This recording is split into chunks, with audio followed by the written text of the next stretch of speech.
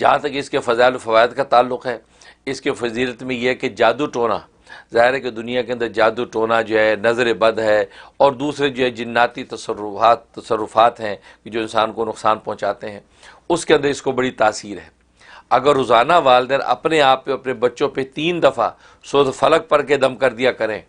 تو کسی قسم کی نظر بد ان کو نہیں لگے گی، اور کوئی جناتی آسیبی جو اثر انداز نہیں ہوں گے، اور نہ ان پر کوئی جادو ٹونے کا اثر ہوگا۔ اچھا، تو روزانہ 3 مرتبہ کا اہتمام کر لیں، باوضو 3 مرتبہ دم کر دیا کریں۔ اگر وضو نہیں بھی ہے تو کوئی بات نہیں، عام طور پہ بچے اسکول بھیجے جاتے ہیں، کسی تقریب میں جا رہے ہیں تو 3 دفعہ پڑھ کے دم کر لیں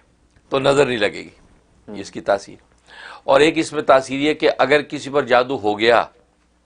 تو اس کو رفع کرنے کے لیے 100 مرتبہ